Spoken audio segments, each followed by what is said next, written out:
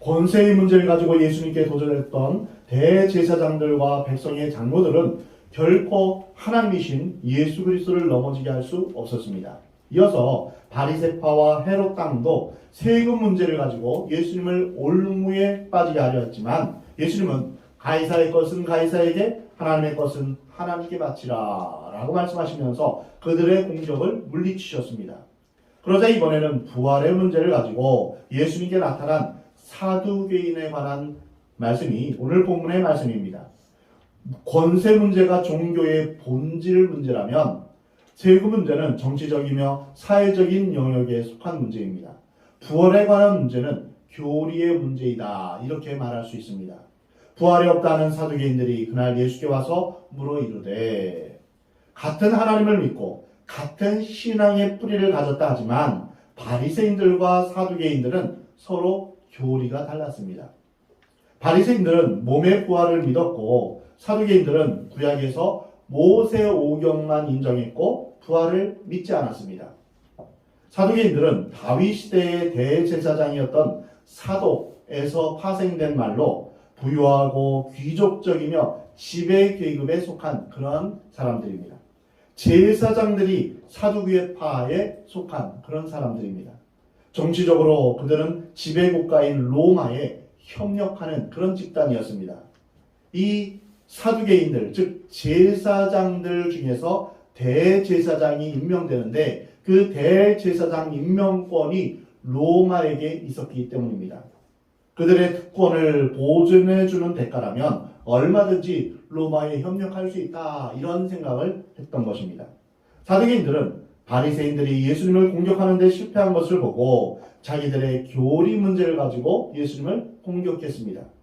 그들은 다음과 같이 질문했습니다. 선생님이여, 모세가 이르시되 사람이 만일 자식이 없이 죽으면 그 동생이 그 아내에게 장가들어 형을 위하여 상속자를 세울지니라 하였나이다. 우리 중에 7형제가 있었는데 마지가 장가들었다가 죽어 상속자가 없으므로 그 아내를 동생에게 물려주고 그 둘째와 셋째로 7째까지 그렇게 하다가 최후에 그 여자도 죽었나이다. 그런즉 그들이 다 그를 취하였으니 부활 때에 7 중에 누구의 아내가 되리까? 여기서 예수님을 공격하기 위한 이 사두개인들의 질문이 얼핏 보면 굉장히 예리하고 날카로운 것 같습니다. 이 질문은 현실 사회에서는 해결책을 찾을 수 없는 완벽한 덫으로 보입니다. 첫째의 아내라고 하기도 그렇고 둘째나 다른 형제의 아내라고 하기도 그렇습니다. 누구의 아내라 이렇게 말할 수가 없는 그런 형편이죠. 그러나 그 질문을 영의 눈을 가진 그런 사람이 보면 얼마나 허구성이 많은 질문인가라는 것을 알게 됩니다. 첫 번째로 그 질문의 내용이 거짓된 내용입니다. 어떤 사람이 7 형제가 있었다는 것입니다. 그 중에 큰 아들만 결혼하고 동생들은 다 결혼도 못했다. 그러나 현실적으로는 그렇지 않습니다. 다른 형제들도 결혼을 하게 됐죠. 그리고 큰 아들이 죽고 둘째, 셋째에서 6째 아들까지 죽고 난 이후에 7째 아들과 결혼하고 나서 그 여자도 죽었다고 하는데 그 연차대로 따져보면 현실에서는 있을 수 없는 이야기입니다. 이러한 가상적인 스토리를 가지고 마치 진실인 양 말하는 이 질문의 허구성을 우리는 꿰뚫어 보아야 합니다. 이것은 현실성이 없는 터무니없는 그런 질문입니다. 사두개인들은 단지 예수님을 교리적으로 골탕 먹이기 위해서 이야기를 지어낸 것입니다. 두 번째로 그들은 자신들이 인용한 신명기 25장 말씀을 잘못 이해하고 있습니다. 신명기 25장 5, 6절 말씀 내용은 이렇습니다. 형제들이 함께 사는데 그중 하나가 죽고 아들이 없거든 그 죽은 자의 아내는 나가서 타인에게 시집가지 말 것이요 그의 남편의 형제가 그에게로 들어가서 그를 맞이하여 아내로 삼아 그의 남편의 형제된 의무를 그에게 다 행할 것이요 그 여인이 낳은 첫 아들이 그 죽은 형제의 이름을 잊게 하여 그 이름이 이스라엘 중에서 끊어지지 않게 할 것이라. 우리는 창세기 38장에 나오는 다말이라는 여인을 알고 있습니다. 다말은 인륜적으로 생각하면 참 이해할 수 없는 여자입니다. 왜냐하면 시아버지를 의도적으로 유혹해서 아기를 낳기 때문입니다. 그러나 이 여자가 예수님의 족보에 들어갔습니다. 훌륭한 여자로 인정받은 것입니다. 왜 그렇습니까? 메시아의 맥을 잇는 그러한 일을 했기 때문입니다. 이러므로 이 말씀에서 제시한 본래의 뜻은 죽은 형제의 후사를 입게 하여서 그 이름을 이스라엘 중에서 끊어지지 않게 하는 데 있습니다. 이것을 형사 취수제라고 하는데, 형사, 즉 형이 죽은 후에 형수를 취한다, 이런 뜻입니다. 이것은 물론 현대에 있어서는 맞지 않습니다. 4,000년 전 또는 2,000년 전 고대 이스라엘 사회에서 이제 있었던 일인데, 이것은 형의 기업, 즉 분배받은 땅이 다른 지파나 이방인에게 넘어가지 않게 하려는 그런 의도를 우리가 알 수 있습니다. 근데 사두개인들은 이 말씀의 본 뜻은 제쳐두고 부활이 없다는 자기들의 교리를 합리화시키기 위해서 이 말씀을 인용한 것입니다. 사두개인들은 예수님을 공격하기 위해서 가상의 이야기를 지어냈고, 또한 모세의 율법을 잘못 인용했다는 것을 우리는 알 수 있습니다. 우리가 전도를 해보면 어떤 사람들은 아주 그럴듯한 이유를 들면서 하나님을 거부하고 예수님을 믿지 않으려고 합니다. 그들 가운데는 성경을 많이 알고 있는 것 같은 그런 사람도 있습니다. 교회에 관해서 누구보다도 익숙하고 해박한 지식을 가졌습니다. 또 어떤 이는 교리적으로 부활이나 기적 같은 사실을 받아들이지 못하기 때문에 거절하는 그런 사람도 있고, 믿는 사람들 때문에 시험을 받아서 거부하는 사람도 있습니다. 그러나 어떤 형태로 예수님을 거부하든지 간에 그들이 말하는 이유는 사두개인들과 같은 그런 비슷한 허구성을 가지고 있습니다. 그들이 알고 있다는 성경이나 교회에 관한 지식은 오늘 본문에 나타난 사두개인과 같이 수박 겉핥기식의 그런 수준에 머무른 것을 볼 수 있습니다. 그들이 거부하는 이유는 여러 가지가 있겠지만 그들의 근본적인 문제는 결국 마음속에 있는 하나님에 대한 적대감이나 불신앙 또는 영적 교만함이 도사리고 있다는 것을 우리는 알 수 있습니다. 그러나 누구라도 겸손한 마음으로 성경을 펴서 구도자적인 자세로 하나님을 만나고 싶은 간절한 마음으로 정직하게 성경을 읽고 묵상하면 반드시 하나님을 믿게 될 것입니다. 이렇게 예수님을 시험하려는 사두개인들의 질문에 예수님은 어떻게 대답하셨나요? 오늘 본문 29절에 예수께서 대답하여 이르시되 너희가 성경도 하나님의 능력도 알지 못하는 거로 오해하였도다. 여기서 오해했다는 말은 진리에서 벗어나 잘못 이끌림을 받았다, 이런 뜻입니다. 예수님께서는 그들의 질문에 나타난 두 가지 잘못을 지적해 주셨습니다. 첫 번째, 그들이 성경을 인용했지만 예수님 보시기에 성경을 제대로 알지 못하고 있다는 것을 지적하셨습니다. 그렇습니다. 성경을 아무리 많이 읽고 심지어는 신학교를 수석으로 졸업했다 할지라도 성경의 참된 내용을 바로 깨닫지 못했다면 무슨 소용이 있겠습니까? 제임스 케네디라는 목사님은 신학교를 수석으로 졸업한 사람입니다. 그런 신학의 지식을 가지고 목회를 시작하면서 누구보다도 목회를 잘 할 것이라고 자신했습니다. 그러나 계속해서 실패를 경험합니다. 자신의 신학 지식으로, 자신의 인간적인 열정만으로는 목회가 안 된다는 것을 깨닫게 되었습니다. 그래서 그는 회개를 하고 무릎을 꿇고 다시 시작한 것이 전도 폭발 훈련입니다. 복음으로 되돌아온 것이죠. 이단들을 만나면 성경을 아주 잘 아는 것처럼 그렇게 느껴집니다. 술술술 막힘없이 다 말들을 잘하지만 사실은 자기들이 원하는 교리만을 구슬 꿰듯이 그렇게 꿰어서 신구약을 전부 짝을 맞춥니다. 그리고 그것을 달달달 외웁니다. 여호와의 증인이 그렇고 통일교가 그렇고 구원파가 그렇고 신천지가 그렇습니다. 성경 전체의 중심 내용을 파악하지 못하고 자신들이 원하는 내용만 꿰어서 성경을 이해한 것입니다. 다른 사람이 들을 때는 아주 합리적이고 그럴듯하게 보입니다. 성경에 대해서 정통한 것처럼 보입니다. 그러나 그들이 예수님 앞에 가면 너희가 성경을 오해하였느니라, 이렇게 책망받을 것입니다. 성경을 크게 오해하여 성경의 핵심과 본질을 잃어버렸다는 것입니다. 그러면 오늘 본문에서 예수님이 사두개인들을 향해서 성경을 바로 이해하지 못했다는 것은 무슨 뜻입니까? 그것은 바로 부활이 있다는 성경의 주장을 믿지 않았다는 것입니다.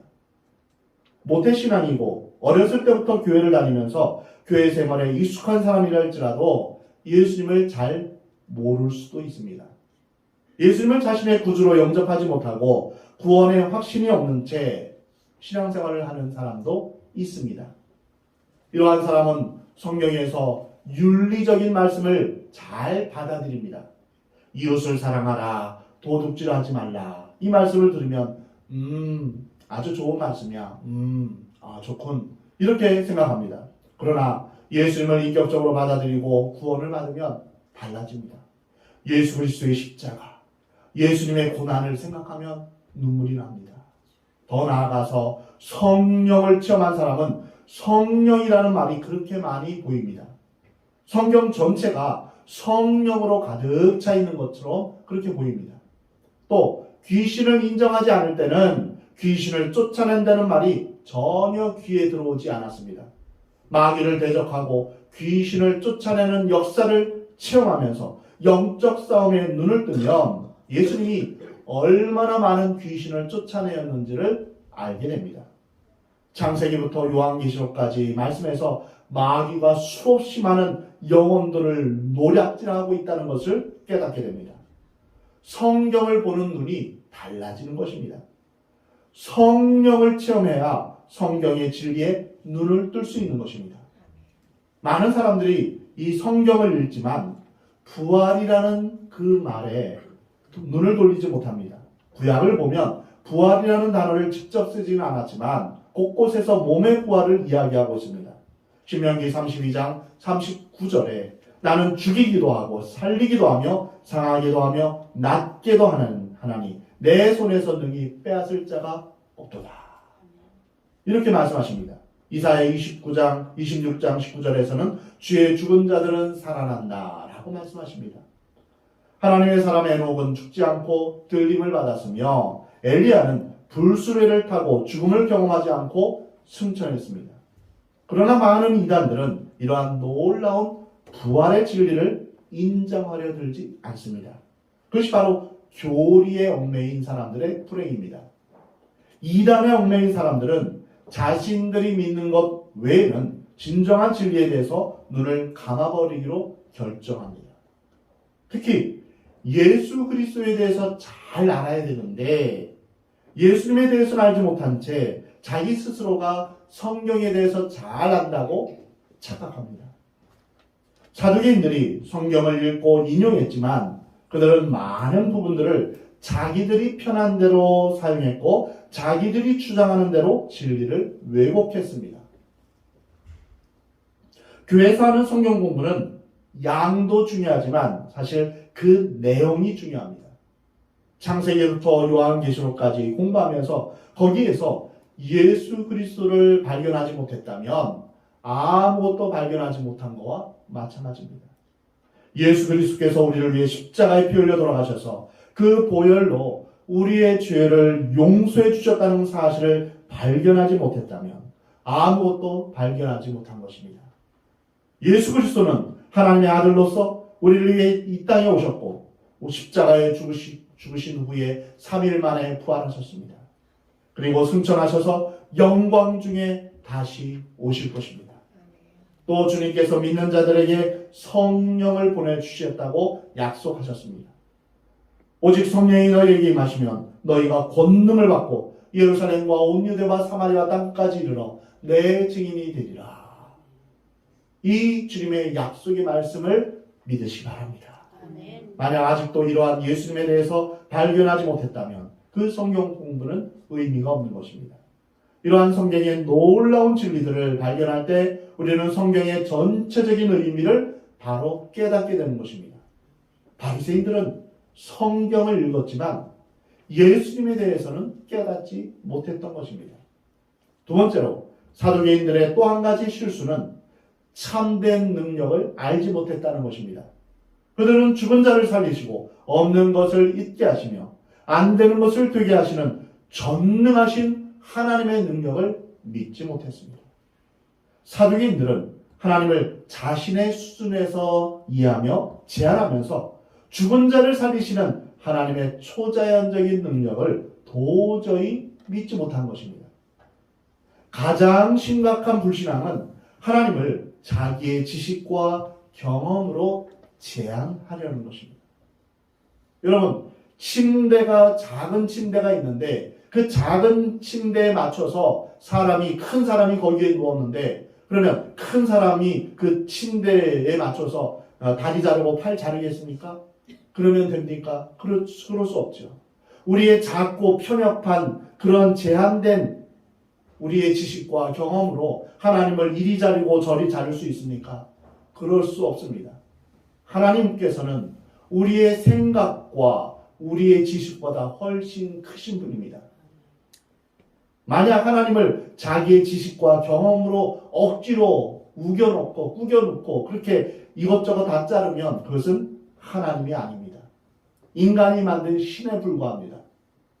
우리가 성경을 보면 가장 큰 죄는 무슨 죄일까요? 믿지 않는 죄입니다. 귀신 들린 아이의 아버지가 예수님께 찾아와서 무엇을 하실 수 있거든 우리를 불쌍히 여기사 도와주옵소서. 이때 예수님은 어떻게 대답하셨습니까? 귀신아 떠나라 이렇게 말씀하지 않으셨습니다. 할 수 있거든이 무슨 말이냐? 믿는 자에게는 능히 하지 못할 일이 없느니라 말씀하셨습니다. 할 수 있거든이 무슨 말이냐? 바로 그 아버지의 믿음 없음을 꾸짖으셨습니다. 그때 귀신 들린 아이의 아버지가 생각을 바꾸었습니다. 내가 믿나이다. 나의 믿음 없음을 도와주소서. 여러분, 믿음이 없습니까? 잘 안 믿어집니까? 어린아이처럼 구하시기 바랍니다. 믿음이 생기기를 간절히 구해야지 믿음 없는 것을 방치한 채 그냥 고집하면 안 됩니다. 내가 믿음이 안 생겨 어쩌라고 이렇게 자신을 방치하는 것은 게으르고 악한 것입니다. 믿음 없는 것이 자랑이 아닙니다. 믿음은 말씀을 들으면서 나오는데 말씀을 부지런히 읽고 묵상하며 듣고 할 때 믿음이 생깁니다. 그리고 하나님을 찾고 구해야 합니다. 나를 사랑하는 자들이 나의 사랑을 입으며 나를 간절히 찾는 자가 나를 만날 것이라. 여러분, 못된 아니면 아주 나쁜 습관에 매여 있는 사람이 있습니까? 그 습관에 매여 있는 것 대신에 하나님 앞에 기도하며 말씀을 읽으시기 바랍니다. 하나님을 찾으시기 바랍니다. 목마른 사슴이 신의 물을 찾기에 간절한 것처럼 우리는 하나님을 향하여 간절히 부르짖으며 하나님을 찾아야 합니다.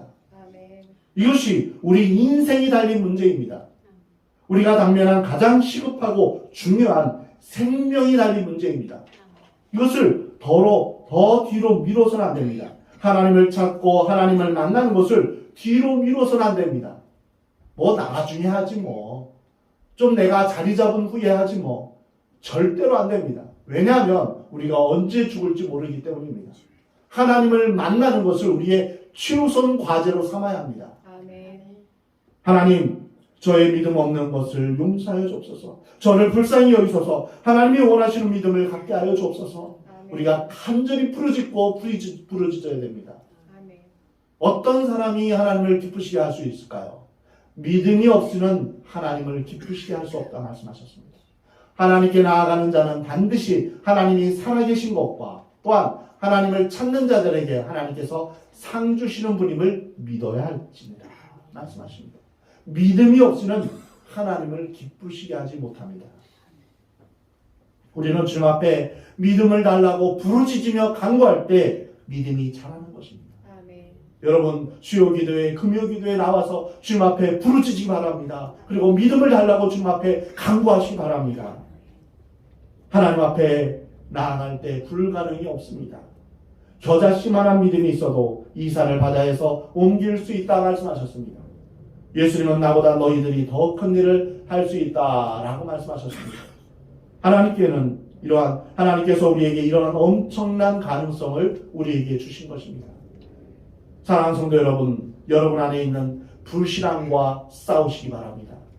내가 가진 경험, 지식, 지금까지 교육받은 것, 이러한 것으로 하나님을 제한하려고 하지 마십시오. 내 상식과 인간적인 모습으로 이건 안 돼, 이것도 안 돼 라고 부정적으로 생각하는 것을 우리는 물리쳐야 합니다. 우리는 약하지만 하나님은 강하십니다. 우리는 위대한 일을 할 수 있습니다. 위대한 믿음을 하나님께서 우리에게 주셨기 때문입니다. 그것을 가지고 우리는 주님이 오시기까지 주의 복음을 증거할 수 있습니다. 내 안에 찾아오신 그 주님의 능력을 우리가 신뢰하며 나아가야 될 것입니다. 우리는 인간적인 생각, 미리 포기하려는 마음, 상식적인 생각, 경험적인 생각으로 하나님을 제한하려는 것을 깨트려 버려야 됩니다. 그거 위대하신 하나님의 능력을 우리는 믿어야 합니다. 연약한 모습의 내가 기준이 되어서는 안 됩니다. 하나님은 요거 정도는 할 수 있을 거야. 근데 그 이상은 할 수 없을 거야. 내가 기준이 되어서는 안 됩니다. 성경이 기준이 되어야 됩니다. 우리 하나님은 능력 있는 아버지이십니다. 참된 믿음이 있으면 참된 기적이 일어납니다. 내가 변할 수 있고 다른 사람이 변하는 것도 하나님 안에서 가능한 것입니다. 왜 많은 사람들에게 기적이 일어나지 않을까요? 믿고 신뢰하지 않기 때문입니다. 하나님의 생각보다 자기의 생각이 더 낫다, 더 좋다, 이런 교만함이 있기 때문입니다. 우주의 주인이신 하나님은 과거에 하신 것처럼 지금도 우리에게 능력을 나타내십니다. 과거에 그런 기적을 행하신 하나님으로 우리는 국한해서는 안 됩니다. 하나님은 과거에 갇혀있는 그런 하나님이 아니십니다. 하나님은 살아계십니다. 앞으로 오고 오는 세대에도 하나님의 능력을 사모하는 자에게 그 능력이 그대로 임할 것입니다. 아멘. 하나님은 어제나 오늘이라 영원토록 동일하십니다. 예수님의 기적을 베풀지 않을 때가 있었는데 그것은 예수님이 자라나신 고향에서였습니다. 고향 사람들은 예수님의 어릴 적 모습을 보았기 때문에 예수님의 능력을 믿지 못했습니다. 하나님의 아들이심을 믿지 못했던 것입니다. 그들은 과거의 기억과 선입견으로 예수님을 제대로 알지 못했던 것입니다. 혹시 여러분 중에 과거에 예수님에 대한 잘못된 선입견을 갖고 있거나 교회에 대한 잘못된 편견이 있는 사람이 있다면 지금 이 순간 주님의 이름으로 그것을 다 치유받으시기 바랍니다. 말씀에 대해서, 하나님의 능력에 대해서 왜곡된 편견을 가진 사두개인들을 향해서 예수님은 이렇게 말씀하셨습니다. 부활 때에는 장가도 아니가고 시집도 아니가고 하늘에 있는 천사들과 같으니라. 이 말씀의 요점은 세상 질서와 하나님 나라의 질서가 다르다는 것입니다. 대부분의 사람들은 천국을 세상적인 관점에서 이해합니다. 세상에서는 시집가고 장가가는 것이 있습니다. 아기 낳는 것이 있습니다. 그러나 천국에서는 그러한 질서가 없습니다. 그것은 차원이 다른 영의 세계인 것입니다. 세상에서는 누가 누구와 더 친하고 덜 친하고 이런 게 있습니다. 누구에게는 더 주고 누구에게는 안 주고 이게 세상입니다. 그러나 천국에서는 아닙니다. 모두가 그리스도 안에서 한 형제 자매이며 모두가 동일합니다. 더 친하고 덜 친하고 이런 것이 없습니다. 모든 사람과 공평하게 다 친한 것이 바로 천국입니다. 그래서 천국에서는 네 편 내 편 가르는 것이 없습니다. 내 사람 만들려고 이제 속닥속닥 하는 것도 없습니다. 당을 만들어서 서로 힘겨루기 하는 것도 없습니다. 시기와 질투가 없으며 미움도 없습니다. 예수 그리스도의 온전한 사랑, 흠도 티도 없는 완벽한 사랑만 있는 것입니다. 인간의 사랑에는 편견이 있고 우리의 사랑에는 선입견이 있습니다. 저 사람은 왜 저래? 라면서 내 기준으로 다른 사람을 판단하고 정죄합니다. 자기 중심적인 사랑을 합니다. 그러나 주님은 창녀든 세리든 베드로든 누구나 똑같이 사랑하십니다. 사두개인들은 이러한 천국의 질서, 부활의 진리를 몰랐기 때문에 지어낸 이야기를 하면서 유치한 질문을 던지며 그리고 부활까지 부인하는 것입니다. 고린도전서 15장에서 이렇게 말씀하십니다. 죽은 자들의 부활도 그와 같으니 썩을 것으로 심고 썩지 아니할 것으로 다시 살아나며 욕된 것으로 심고 영광스러운 것으로 다시 살아나며 약한 것으로 심고 강한 것으로 다시 살아나며 육의 몸으로 심고 신령한 몸으로 다시 살아나나니 육의 몸이 있은즉 또 영의 몸도 있느니라. 우리가 세상에서는 육의 몸을 가지고 삽니다. 먹고 숨쉬며 자야 하는 연약한 육체입니다. 병들고 노쇠하며 또한 나중에는 죽을 그런 육체입니다.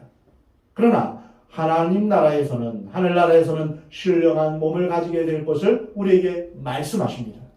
천국에서는 더 이상 지상에서처럼 결혼하거나 일하거나 또는 병들거나 죽는 것이 없다라고 말씀하십니다. 그것은 하나님께서 통치하시는 영광스러운 나라입니다.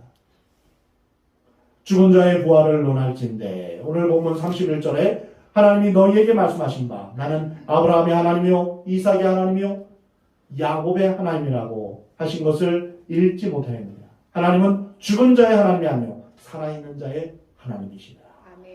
이 말씀은 출애굽기 3장 6절에서 하신 말씀입니다. 모세가 호렙산에 올라가서 떨기나무 불꽃 속에서 하나님을 보았을 때 하나님의 음성이 들렸습니다. 이리로 가까이 오지 말라. 내가 선 곳은 거룩한 땅이니 내 발에서 신을 벗으라. 또 이르시되 나는 내 조상의 하나님이니 아브라함의 하나님, 이삭의 하나님, 야곱의 하나님이니라. 아브라함의 하나님, 이삭의 하나님, 야곱의 하나님이라는 말은 즉 죽은 자의 하나님이 아니라 살아있는 자의 하나님이라는 뜻입니다. 아브라함을 갈대아 우르에서 부르셔서 믿음의 조상으로 인치시기까지 신실하게 인도하시고 보호하셨던 살아계신 하나님 아버지를 의미합니다. 또한 이삭의 순종과 제사를 통해 나타나셨던 것처럼 십자가에 못 박히시기까지 우리를 사랑하셨던 성자 하나님의 모습입니다. 또한 아주 못되고 고약한 성품의 소유자였던 야곱을 훈련시키고 연단시키셔서 드디어 이스라엘로 이름을 바꿔주시며 거듭나게 하시는 살아계신 성령 하나님을 말씀하고 있는 것입니다. 하나님은 생명의 근원이시며 생명을 제공하시는 분이시며 생명을 유지하게 하시는 분이십니다. 그것을 먹으면 반드시 죽으리라 하시는 하나님의 말씀을 무시하고 선악을 알게 하는 나무 열매를 먹은 후에 하나님과 단절된 인간은 결국 죽음에 이르게 되었습니다. 우리 인간이 죽는 것은 당연한 게 아닙니다. 왜 죽게 되었을까요? 죄 때문입니다. 죄로 인하여서 우리는 하나님과 단절된 것입니다. 그러나 이제 하나님과 연결된 사람은 하나님과 만나는 사람은 더 이상 죽음이 그들을 지배하지 못함을 보게 됩니다. 이미 죽은 족장들 아브라함, 이삭, 야곱 이 족장들은 새로운 형태로 살아있음을 우리에게 말씀하십니다. 하나님은 죽은 자의 하나님이 아니요 살아있는 자의 하나님이십니다. 아브라함과 이삭과 야곱은 지금부터 4,000년 전에만 존재했던 과거의 인물이 아니라 지금도 살아있다라는 것을 의미합니다. 그들이 죽어서 무덤에 장사지내 되었지만 그들은 지금 하나님 품에 살아있다는 것입니다. 이것이 부활의 근거입니다. 우리 하나님은 하나의 관념, 하나의 이론에 갇혀있는 죽은 하나님이 아닙니다. 철학자나 종교 사상가들이 만들어내는 가상의 존재가 아닙니다. 하나님은 지금도 살아계셔서 역사하시는 능력의 하나님이십니다.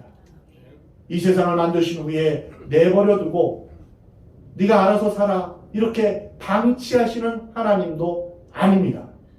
지금도 죽은 자를 살리시는 생명의 하나님이십니다. 여러분 주위에 혹시 예수 그리스도 안에서 믿음 안에서 살던 가족이나 형제가 이제 죽었습니까? 걱정하지 마십시오. 그들은 하나님 품에서 살아 있는 것입니다. 병든 자를 치유하시는 하나님이시며 파멸과 죽음과 멸망에서 우리를 구원하시는 능력의 하나님이십니다.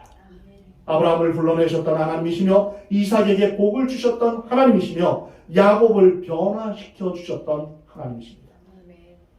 죽은 자에게는 하나님은 그저 죽은 하나님입니다. 살아있는 자에게만 살아계신 참된 하나님이 되는 것입니다. 파스칼은 자신이 예수 그리스도를 통해서 살아 역사하시는 하나님을 발견했을 때 그의 저서 팡세에서 이렇게 고백했습니다.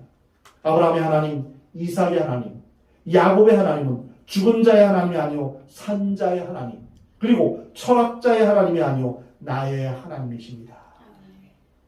그가 이러한 살아있는 하나님을 발견하고 환희라고 외쳤습니다. 기쁨이라고 외쳤습니다. 그렇습니다. 우리 하나님은 살아있는 자의 하나님입니다.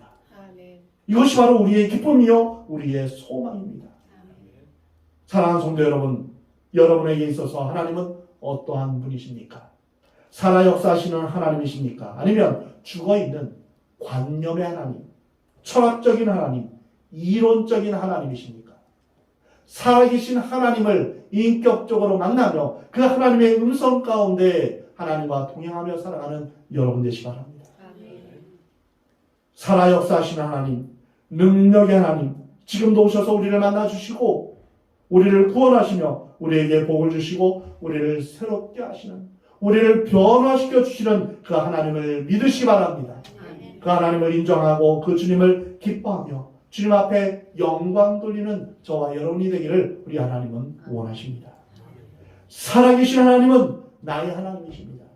생명의 하나님, 능력의 하나님이십니다. 한번 저를 따라 외쳐주시기 바랍니다. 살아계신 하나님은 나의 하나님입니다. 손을 이 가슴에 대고 나의 하나님, 살아계신 하나님은 나의 하나님입니다. 생명의 하나님은 나의 하나님입니다.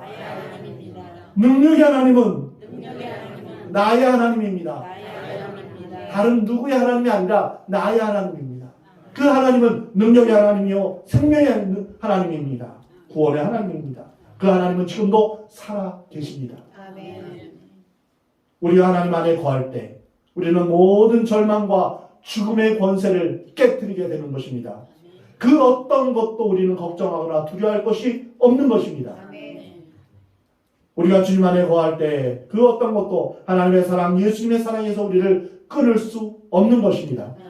사랑하는 성도 여러분, 모두 우리의 살아있는 소망이신 예수 그리스도의 은혜 가운데 살아계신 하나님 아버지를 사모하며 또한 성령의 능력과 임재 가운데 부활을 사모하며 살아가는 복된 여러분의 삶이 되기를 우리 주님은 원하십니다.